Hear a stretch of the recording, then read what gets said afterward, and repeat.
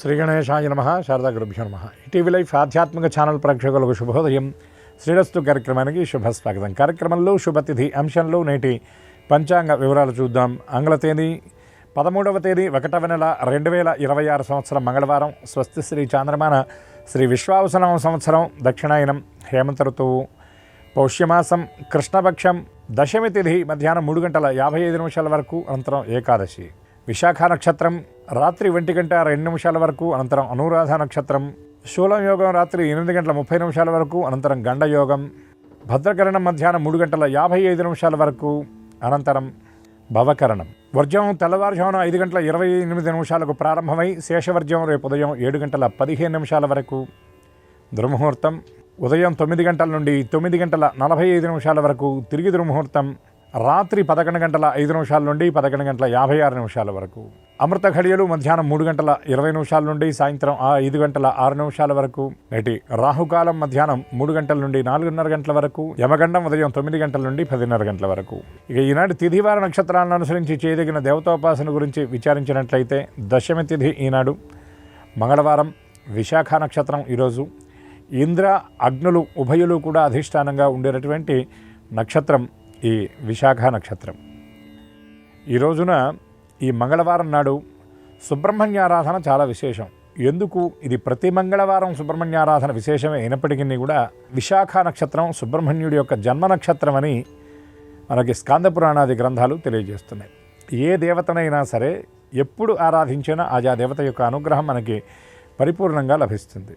ఇక్కడ దేవతారాధన చెయ్యాలి అంటే దీనికి ప్రధానమైనటువంటి నియమం ఏమిటి అంటే అన్నిటికంటే ముఖ్యంగా ఉండవలసినటువంటిది భక్తి. ఆ ఆరాధన చేసేటటువంటి దేవత మీద మనకి విశ్వాసం. ఈ భక్తి విశ్వాసాలతో పాటు కాలం గనక మనకి అనుకూలంగా ఉంటే, కాలం అనుకూలంగా ఉండటం అంటే ఏమిటండి అంటే ఆయా దేవతకు సంబంధించినటువంటి తిథి, ఆయా దేవతకు సంబంధించినటువంటి నక్షత్రం, ఆయా దేవతాత్మకమైనటువంటి వారం ఉంటే మనం చేసేటటువంటి ఆరాధన మనకి మరింత విశేషమైన ఫలితాన్ని అందజేస్తుంది. అటువంటి ఈ మంగళవారం నాడు చేసే సుబ్రహ్మణ్య ఆరాధన ఈ విశాఖ నక్షత్రం రోజు చేయటం వల్ల మనకు మరింత విశేషమైనటువంటి ఫలితాన్ని అందజేస్తుంది. సుబ్రహ్మణ్య ఆరాధన అందులో చాలా విశేషమైంది. సర్పదోషం నాగదోషం ఉన్నటువంటి వాళ్ళు కూడా ఈ సుబ్రహ్మణ్య ఆరాధన చేస్తారు. అసలు ఈ నాగదేవతలకు సుబ్రహ్మణ్య స్వామికి ఉన్నటువంటి సంబంధం ఏమిటి అన్న విషయాన్ని కనుక మనం గమనిస్తే, మనకి పురాణంలో ఉన్నటువంటి కథని గమనిస్తే, ఒకనాడు కైలాసానికి పరమేశ్వరుడి యొక్క దర్శనార్థం సనక సనందన సనత్కుమార సనత్సుజాతులు అనేటటువంటి బ్రహ్మమానసపుత్రుడు వస్తారు. తండ్రి ఒడిలో కూర్చున్నటువంటి సుబ్రహ్మణ్య స్వామి, ఆ వచ్చినటువంటి ఆ ఋషులు వాళ్ళు ఆ రాగద్వేషాలకు అతీతమైనటువంటి వాళ్ళు. వాళ్ళని చూసి ఆయన పరిహాసంగా ఆయన నవ్వాడట. వాళ్ళు వెళ్ళిన తర్వాత తల్లి పిల్లవాడిని మందలించింది. వచ్చింది ఎవరనుకున్నావు? వాళ్ళు సాక్షాత్తు దేవతలందరికీ కూడా జ్ఞానప్రదాయకులైనటువంటి సనక సనందన సనత్కుమార సనత్సుజాతులు వాళ్ళు. వాళ్ళని చూసి నువ్వు పరిహాసం చేస్తావా? అయితే వాళ్ళు వీటన్నిటికీ అతీతులైనటువంటి వాళ్ళు కాబట్టి ఇవేవి పట్టించుకోలేదు. కానీ ఇలా చేయడం తప్పు. ఇటువంటి తప్పు చేసినప్పుడు నీవు శిక్షణ అనుభవించాలి. నిన్ను నీవు ఏ విధంగా నీకు శిక్ష విధించుకుంటావో నీ ఇష్టమని పిల్లవాడికి చెబితే, ఆ సుబ్రహ్మణ్య స్వామి అప్పుడు ఒక సర్పరూపాన్ని ధరించి కంటకాల్లో రాళ్లలో గుండా ఆయన ఆ సర్పరూపంగా మధ్యలో వెళ్ళి తన శరీరాన్ని బాధించుకొని ఆ తప్పుని మళ్ళీ చేయకుండా ఉండేలాగా ఆ సర్పరూపాన్ని ఆయన ధరించాడు. కాబట్టి అప్పుడు ఆ అనంతుడు, తక్షకుడు, వాసుకి, శంఖపాలుడు మొదలైనటువంటి సర్పాలన్నీ కూడా ఈ కైలాసానికి వచ్చి, స్వామి నీ కుమారుడైనటువంటి శివసుతుడు సుబ్రహ్మణ్యుడు కుమారస్వామి షణ్ముఖుడు మా జాతిని ఉద్ధరించడానికి ఆ సర్పరూపాన్ని ధరించాడు. కాబట్టి సుబ్రహ్మణ్య ఆరాధన ఎవరు చేస్తే వాళ్ళకి మా జాతి యొక్క అనుగ్రహం పరిపూర్ణంగా లభిస్తుంది. మా జాతికి దైవంగా సుబ్రహ్మణ్యుడిని అనుగ్రహించండి అని ఆ ఈశ్వరుణ్ణి వేడుకుంటే ఆ సర్పారాధనలో విశేషమైనటువంటి ఆరాధనగా సుబ్రహ్మణ్య ఆరాధన ఏర్పాటు చేయడం జరిగింది. అటువంటి నాగదోషం ఉన్నటువంటి వాళ్ళు సుబ్రహ్మణ్య ఆరాధన చేసినట్లయితే విశేషమైన ఫలితాన్ని పొందగలుగుతారు. అదేవిధంగా సర్పానికి నివాస స్థానమైనటువంటి వల్మీకానికి అధిష్ట దేవత సాక్షాత్తు వల్లీదేవి. అటువంటి వల్లీదేవి సుబ్రహ్మణ్య స్వామి యొక్క దేవేరి. మరొక దేవేరు ఎవరంటే సాక్షాత్తు ఇంద్రుడి యొక్క కుమార్తె అయినటువంటి దేవసేనాదేవి. ఇవన్నీ షష్ఠీదేవి అని ఆయుర్దేవతగా కూడా పిలుస్తారు. సుబ్రహ్మణ్యుడి యొక్క పురుష శక్తి ఎంత గొప్పదో, సుబ్రహ్మణ్యుడి యొక్క స్త్రీ దేవతాత్మకమైనటువంటి ప్రకృతి శక్తి సాక్షాత్ షష్ఠీదేవి దేవసేన అని మనకి పెద్దలు చెప్పేటటువంటి విషయం. అటువంటి ఈ సుబ్రహ్మణ్య స్వామి వల్లీ దేవసేన సమేత సుబ్రహ్మణ్య స్వామి కళ్యాణాన్ని చూసిన వల్లీ దేవసేన సమేత సుబ్రహ్మణ్యుడి యొక్క చిత్రపటాన్ని ఇంట్లో పెట్టినా చాలు సమస్త శుభాలను ఆయన మనకి అనుగ్రహిస్తాడు. అటువంటి ఈ విశాఖ నక్షత్రం మంగళవారం రోజు సుబ్రహ్మణ్య ఆరాధన దర్శనం అందరూ చేసి సుబ్రహ్మణ్యుడి యొక్క అనుగ్రహానికి పాత్రలవుతారని ఆశిస్తూ వల్లీ దేవసేన సమేత సుబ్రహ్మణ్య నామస్మరణ పురస్సరంగా స్వస్తి.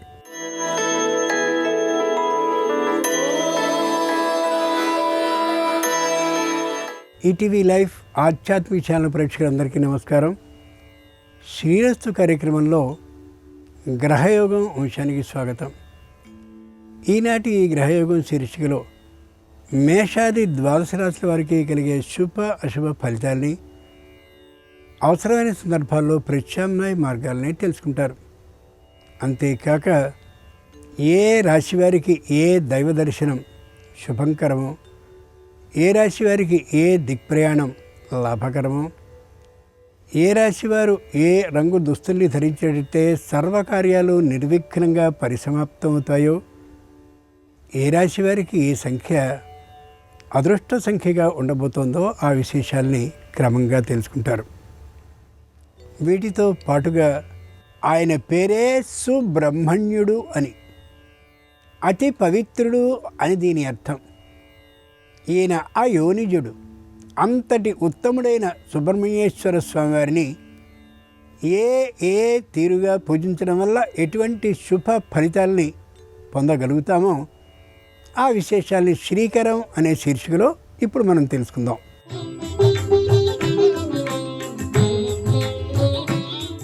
సుబ్రహ్మణ్యుడు గొప్ప జ్ఞానదాత, కుటుంబానికి ఆరోగ్య ప్రదాత, సంతానానికి ఆయుష్య రక్షణకర్త, కుటుంబ సభ్యులకి ఎలాంటి ప్రమాదాలు కలగకుండా కాపాడగలిగిన గొప్ప శక్తిమంతుడు. షష్ఠితో కూడిన మంగళవారం నాడు సుబ్రహ్మణ్య స్వామిని అర్చించినట్లయితే లేదా స్మరించినట్లయితే విశేష ఫలితాలు కలుగుతాయి. మంగళవారం అత్యంత ప్రశస్తమైందని వరాహ పురాణం వివరించింది. కుటుంబ సభ్యుల శ్రేయస్సు కోసం సుబ్రహ్మణ్య అవతార ఆవిర్భావాన్ని చదవాలి లేదా వినాలి. సుబ్రహ్మణ్య స్వామి అవతారం ఎంతో విశిష్టమైనది. సకల దేవతల ఆకాంక్షల మేరకి సుబ్రహ్మణ్యుడు సాకారుడై భక్తుల్ని సంరక్షిస్తున్నాడు, అనుగ్రహాల్ని ప్రసాదిస్తున్నాడు. సుబ్రహ్మణ్య స్వామి వారిని మంగళవారమైన ఈ రోజున ఎర్ర కుంకుమ, ఎర్ర పుష్పాలతో అష్టోత్తర శతనామ సహితంగా ఆరాధించడం వల్ల రుణబాధలు విశేషంగా తొలగిపోతాయి, ఆరోగ్యం మెరుగవుతుంది, కుజగ్రహ దోష నివారణం కూడా అవుతుంది. ముందుగా నేటి పంచాంగం. ఈరోజు పుష్య బహుళ దశమి, మంగళవారం, నక్షత్రం విశాఖ. ఇక నేటి గ్రహస్థితిని పరిశీలించి చూస్తే మిథునంలో గురువు ఉన్నాడు, సింహంలో కేతు ఉన్నాడు, వృశ్చికంలో చంద్రుడున్నాడు, ధనుస్సులో రవి, కుజ, బుధ, శుక్రులున్నారు, కుంభంలో రాహు ఉంటే మీనంలో శని ఉన్నాడు. తాత్కాలికమైన ఈ గ్రహస్థితి ఆధారంగా మేషాది ద్వాదశ రాశుల వారికి కలిగే శుభ అశుభ ఫలితాలని క్రమంగా తెలుసుకుందాం. ముందుగా మేషరాశి.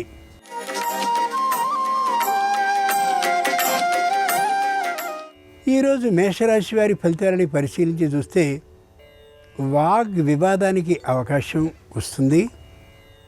వీలైనంత వరకు వాగ్ వివాదంలోనికి దిగకుండా తేల్చివేయడం చాలా చాలా అవసరం. శత్రువుల నుండి ప్రతికూలత ఎదురయ్యే అవకాశం ఉంటుంది. పట్టించుకోకుండా ఉండడం అతి ముఖ్యం. ఉద్యోగాన్ని చేస్తూ ఉండేటటువంటి వారికి శ్రమ పెరిగే అవకాశం ఉంటుంది.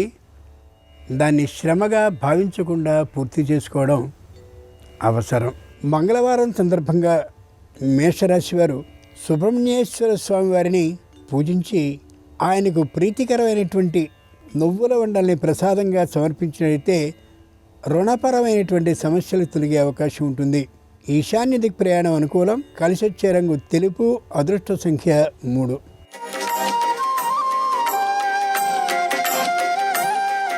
ఈరోజు వృషభ రాశి వారి ఫలితాలని పరిశీలించి చూస్తే ఉద్యోగంలో లౌక్య ప్రదర్శనం అవసరం కావచ్చు.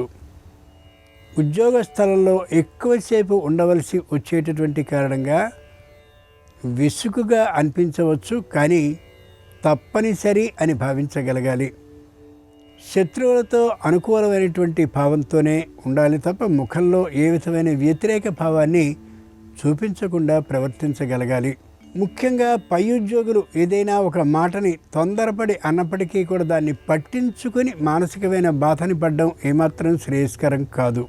మంగళవారం సందర్భంగా వృషభ రాశి వారు శ్రీ వెంకటేశ్వర స్వామి వారిని మల్లెలతో అర్చించి ఆయనకు ప్రీతికరమైనటువంటి పొంగలిని నైవేద్యంగా సమర్పించినట్లయితే వ్యాపారంలో శుభవార్తను వినే అవకాశం ఉంటుంది.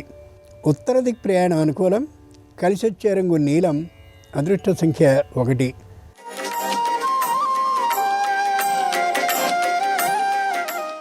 ఈరోజు మిథున రాశి వారి ఫలితాలని పరిశీలించి చూస్తే సంతానానికి సంబంధించిన విద్య విశేషమైనటువంటి ప్రతిభాత్మకంగా ఉంటుంది. దూరభార ప్రయాణాల్ని వినోద విహారాల కోసం వెళ్ళడం మంచిది కాదు. శ్వాసకోశ వ్యాధి దాదాపుగా సకుటుంబంగా ఉన్నటువంటి కారణంగా శత్రువులైనటువంటి వారు తగిన అవకాశం కోసం ఎదురు చూస్తూ ఉంటారు. కాబట్టి దెబ్బతీయడానికి జాగ్రత్తగా వ్యవహరించడం ఉత్తమం.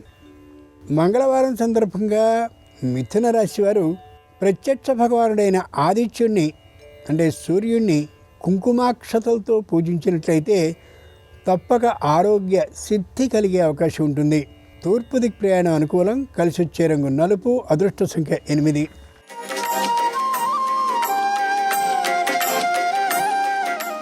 ఈరోజు కర్కాటక రాశి వారి ఫలితాలని పరిశీలించి చూస్తే ప్రతీకార బుద్ధితో ఉంటారు.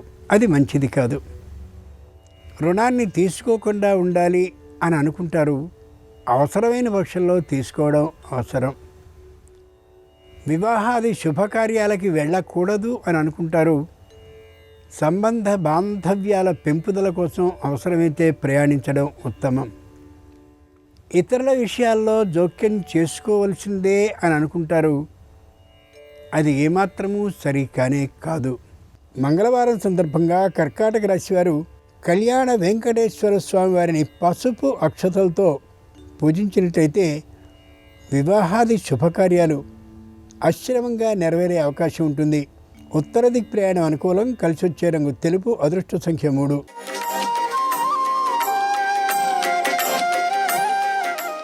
ఈరోజు సింహరాశి వారి ఫలితాలని పరిశీలించి చూస్తే మానసికంగా దృఢంగా ఉండగలుగుతారు.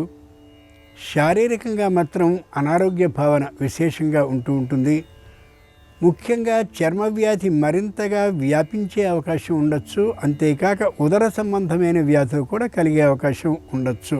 కుటుంబంలో సామూహికమైనటువంటి అభిప్రాయాలన్నీ ఒకే తీరుగా ఉండాలి తప్ప అభిప్రాయ భేదాలు ఉండకుండా ఉండేలా చూసుకోగలగాలి. సంతానంతో ఏ విధమైన ఆర్థికపరమైనటువంటి వివాదాలు లేకుండా ఉండేలా చూసుకోగలగాలి. మంగళవారం సందర్భంగా సింహరాశి వారు శ్రీ వీర వెంకట సత్యనారాయణ స్వామి వారిని తమలపాకులతో అర్చన చేసి వారికి దధ్యోదనాన్ని నైవేద్యంగా సమర్పించినట్లయితే సకల విధాలైన రుణాలు తొలగిపోయే అవకాశం ఉంటుంది. ఆగ్నేయ దిక్ ప్రయాణం అనుకూలం. కలిసి వచ్చే రంగు ఎరుపు. అదృష్ట సంఖ్య 4.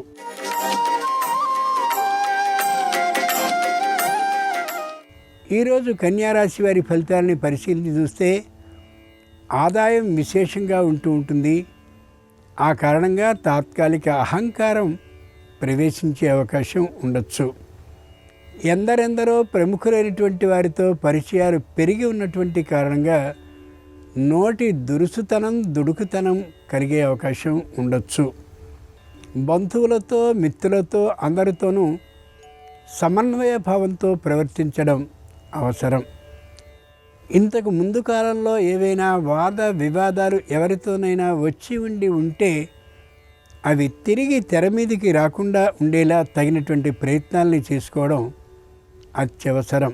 మంగళవారం సందర్భంగా కన్యారాశి వారు శ్రీకృష్ణుణ్ణి తులసి దళాలతో అర్చించి వెన్నను నైవేద్యంగా సమర్పించినట్లయితే వ్యాపార ఉద్యోగాల్లో ఉండే సకల సమస్యలు పరిష్కరింపబడి ఆర్థిక లాభానికి అవకాశం ఉంటుంది. ఉత్తర దిక్ ప్రయాణం అనుకూలం. కలిసి వచ్చే రంగు పసుపచ్చన. అదృష్ట సంఖ్య 5.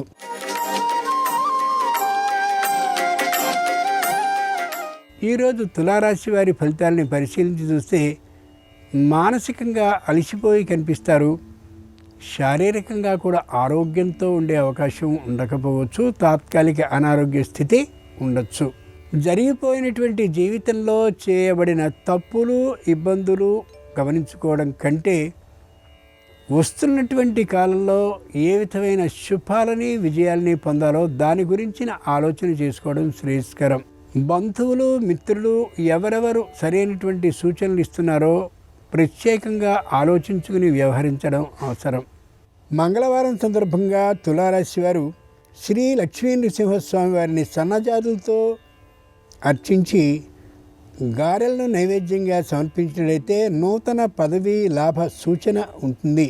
వాయవ్యదిక్ ప్రయాణం అనుకూలం. కలిసి వచ్చే రంగు ఆకుపచ్చన. అదృష్ట సంఖ్య 8.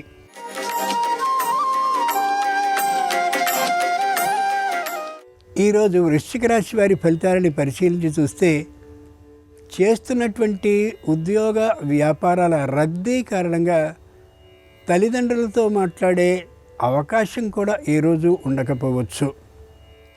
ముఖ్యంగా ఉద్యోగ స్థలంలో ఎక్కువసేపు గడపవలసి వచ్చేటటువంటి కారణంగా భార్యాభర్తల మధ్య తాత్కాలికమైన మనస్పర్ధలు ఏర్పడే అవకాశం ఉంది. కాబట్టి జాగ్రత్తగా వ్యవహరించి తీరాలి. సంతానానికి సంబంధించినటువంటి విద్యా ప్రభావం మధ్యమ స్థాయిలో ఉంటుంది. కాబట్టి వారిని సరైనటువంటి తీరులో విద్యా ఉత్సాహం కలిగేలా చేసుకోవడం అవసరం. మంగళవారం సందర్భంగా వృశ్చిక రాశి వారు శ్రీరామచంద్రమూర్తి వారిని మందారాలతో పూజించినట్లయితే నూతన పదవి లాభానికి అవకాశం ఉంటుంది. పశ్చిమ దిక్ ప్రయాణం అనుకూలం. కలిసి వచ్చే రంగు నీలం. అదృష్ట సంఖ్య 7.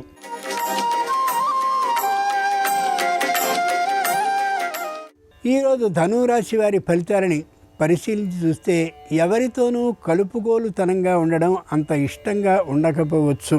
తమదైనటువంటి పట్టుదల, కోపభావం హెచ్చుగా ఉండే అవకాశం ఉంది. కొన్ని తీరుల ప్రయోజనాలు ఈ తీరు ప్రవర్తన వల్ల నష్టపోయే అవకాశం కూడా గోచరిస్తోంది. ఆర్థికంగా నష్టపోయేటటువంటి అవకాశం ఉన్నటువంటి కారణంగా బంధువులైన వారి కంటే కూడా అనుకూలమైనటువంటి వారితో నిర్ణయాల్ని తీసుకోవడం అవసరం. పెట్టుబడుల్ని పెట్టేటటువంటి సందర్భంలో ఆ రంగంలో నైపుణ్యం ఉన్నటువంటి వారి అభిప్రాయాల్ని స్వీకరించడం అత్యవసరం. మంగళవారం సందర్భంగా ధనురాశి వారు శ్రీహరిని చామంతులతో పూజించినట్లయితే నూతన ఉద్యోగ భద్రత లభిస్తుంది. నిర్ణీత దిక్ ప్రయాణం అనుకూలం. కలిసి వచ్చే రంగు నలుపు. అదృష్ట సంఖ్య 6.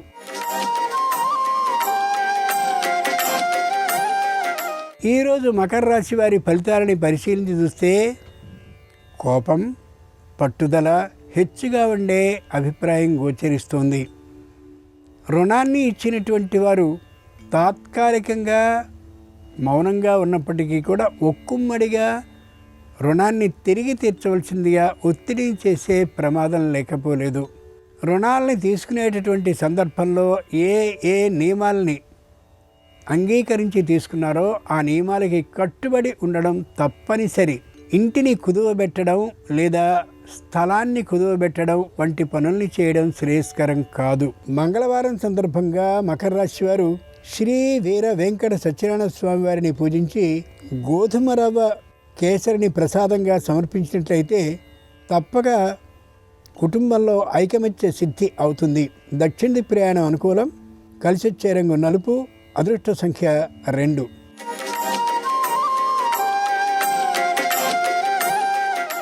ఈరోజు కుంభరాశి వారి ఫలితాలని పరిశీలించి చూస్తే మానసికంగా దృఢంగా ఉంటారు. శారీరకంగా అనారోగ్య భావన లేకుండా ఉంటారు. కుటుంబం అంతా ఏకాభిప్రాయ సాధన కలిగినటువంటి కారణంగా ఎన్నలేనటువంటి దృఢత్వం కలిగి ఉంటారు. అనారోగ్యం లేకుండా ఉండేలా ఎప్పటికప్పుడు ఔషధ సేవని చేసుకుంటూ ఉంటారు. మానసికమైనటువంటి దృఢత్వం ఉన్నటువంటి కారణంగా కుటుంబంలో ఉన్నవారు ఒకే చోట ఉండి అనుకూలమైన ఫలితాలని పొందగలుగుతారు. మంగళవారం సందర్భంగా కుంభరాశి వారు గణపతిని మారేడు దళాలతో అర్చించినట్లయితే సంపూర్ణ మనశ్శాంతి కలుగుతుంది ఉద్యోగంలో. ఈశాన్య దిక్ ప్రయాణం అనుకూలం. కలిసి వచ్చే రంగు ఎరుపు. అదృష్ట సంఖ్య 4.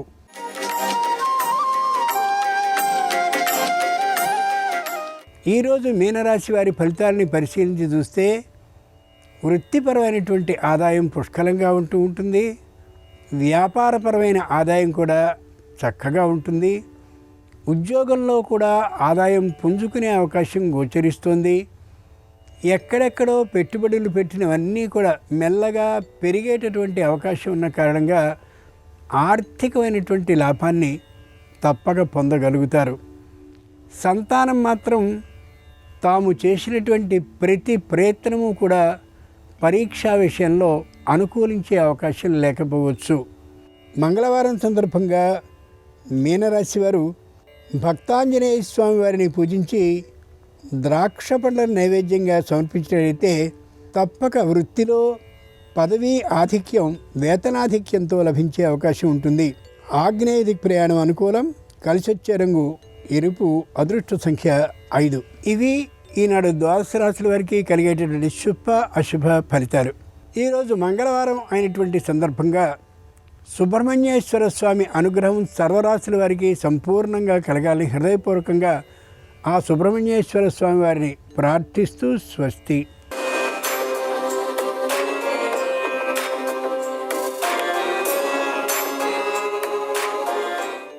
నమస్కారం. ఆంగ్ల నూతన సంవత్సరం 2026లో మకర రాశిలో జన్మించిన వాళ్ళకి గ్రహాలు యోగించాలంటే, అదృష్టము ఐశ్వర్యము అందిపుచ్చుకోవాలంటే, శుభము లాభము చేకూరాలంటే ఎలాంటి సులభమైన శక్తివంతమైన పరిహారాలు పాటించాలో నేటి శుభం లాభం అనే శీర్షికన పరిశీలిద్దాం. ప్రధానంగా ఆంగ్ల నూతన సంవత్సరం 2026లో మకర రాశిలో జన్మించిన వాళ్ళకి 5 నెలల పాటు గురుబలం ఉంది.